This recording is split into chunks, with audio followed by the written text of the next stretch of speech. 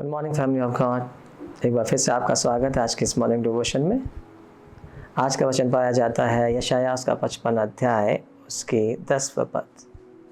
यहाँ से लेकर जिस प्रकार से वर्षा और हिम आकाश से गिरते हैं और वहाँ यूं ही लौट नहीं जाते और भूमि पर पड़कर उपज उपजाते हैं, जिससे बोने वालों को बीज और खाने वाले को रोटी मिलती है, उसी प्रकार से मेरा वचन भी होगा जो मेरे मुख से निकलता है।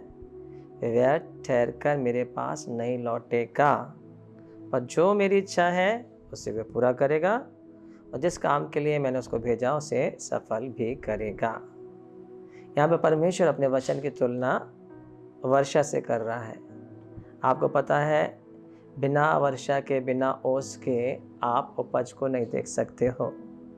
जब भी बारिश होती है उसके बाद पृथ्वी को जुताई की जाती है, उसके बाद बुआई की जाती है, उसके बाद फसल आती है, सब हमको पता है।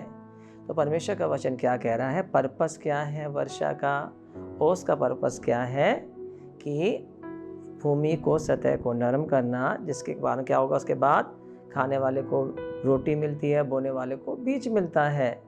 यदि वर्षा नहीं है, यदि हिम नहीं है, इसका मतलब क्या है, आपके पास उपज नहीं है, हार्वेस्ट नहीं है, रोटी नहीं है।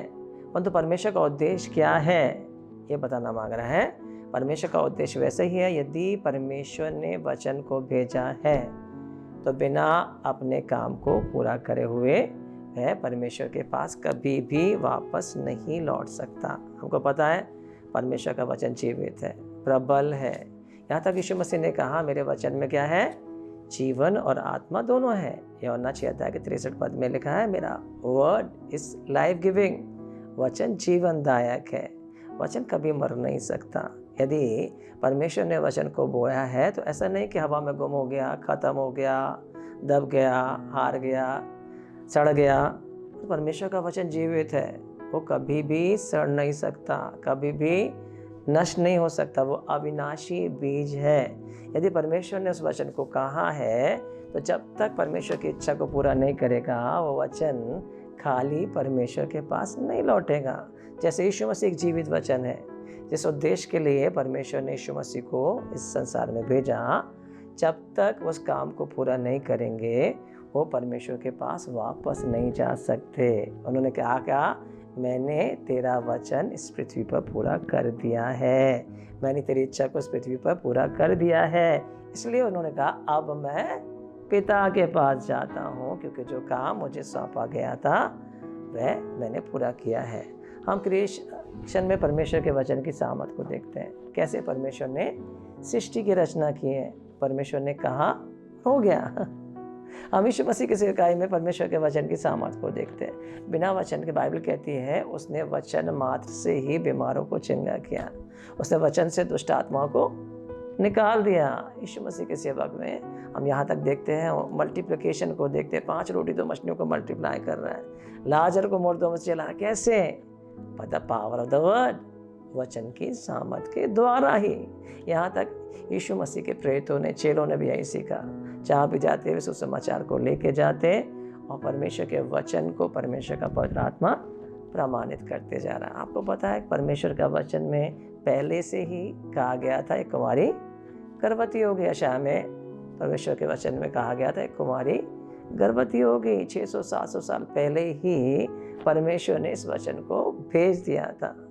और परमेश्वर का हमेशा अपने वचन को देखता रहता है। जब भी परमेश्वर वचन को कहता है तो परमेश्वर उसके पूरा होने को देखता रहता है। वॉच ओवर हिज वर्ड, हमेशा अपने वचन की निगरानी करता है।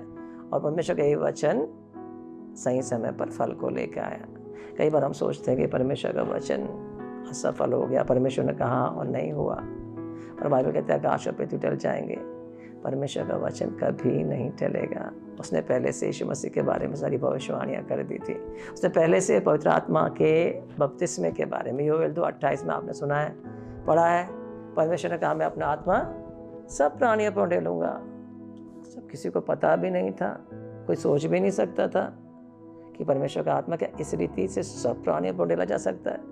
कोई सोच भी नहीं सकता था हमको वो धार्मिकता मिल जाएगी जो यीशु मसीह की धार्मिकता है। कोई सोच भी नहीं सकता था कि परमेश्वर जो जगत में समा था वो हमारे अंदर वास करेगा। पर परमेश्वर ने पहले से ही अपनी योजना को अपने वचनों में कहा और उसे पूरा भी किया है। उसी परमेश्वर ने अपने दुखती आगमन के बारे में भी प्रतिज्ञा की। उसने क्या कहा? देखो मैं शीघ्र आने वाला हूँ। उसने कहा हर एक आँख उसे देखेगी, हर एक जीव मानेगी यीशु मसीह प्रभु है। उसने कहा कि मैं अंत के दिनों में प्रथम वर्षा और अंतिम वर्षा दोनों को एक साथ भेजूंगा। उसने परमेश्वर ने कहा मैं तुम्हारा चंगा करने वाला परमेश्वर हूँ, मैं तुम्हें कभी नहीं छोड़ूंगा, कभी नहीं त्यागूंगा। परमेश्वर की प्रतिज्ञा है। छोटी सी एक जाति एक सामर्थ्य जाति में बदल जाएगी। आप निर्बल नहीं, आप नई सृष्टि हैं। आपका जन्म ही परमेश्वर के वचन के द्वारा हुआ। बिना वर्ड के परमेश्वर ने कोई क्रिएशन नहीं की और आपका जन्म भी परमेश्वर के वचन के द्वारा हुआ है। जब आपने सुसमाचार को सुना, उसके वचनों पर विश्वास किया, आपने नया जन्म प्राप्त किया, आप नई सृष्टि बन गए। तो परमेश्वर के वचन में क्रिएशन की ताकत है। परमेश्वर के वचन में बर्थ की लाइफ देने की ताकत है, मुर्दों को जिलाने की ताकत है। और वही वचन आपके लिए है और मेरे लिए है। जो कुछ भी परमेश्वर के वचन में लिखा हुआ है, जब तक एक एक बात पूरी नहीं होती, परमेश्वर ने कहा आप परमेश्वर का झूठ बोलना असंभव है। आकाश और पृथ्वी टल जाएंगे, हर एक डैश, एक मात्रा, एक पूर्ण विराम, एक अल्प विराम भी परमेश्वर के वचन से कभी नहीं टलेगा। जिस मकसद से उसे भेजा है वो निश्चित रूप से पूरा होगा। आपके पास परमेश्वर का वचन है। क्या आप जानते हैं परमेश्वर ने आपसे क्या कहा है? क्या आपने उसे पकड़ के रखा है? क्या आपको पता है ये परमेश्वर की धरोहर है, ये किसी भी चेक से बढ़कर है? और परमेश्वर इस वचन को जो उसने आपको दिया है निश्चित रूप से पूरा करेगा और इन्हीं दिनों में आप परमेश्वर की सामर्थ को देखोगे। God bless you.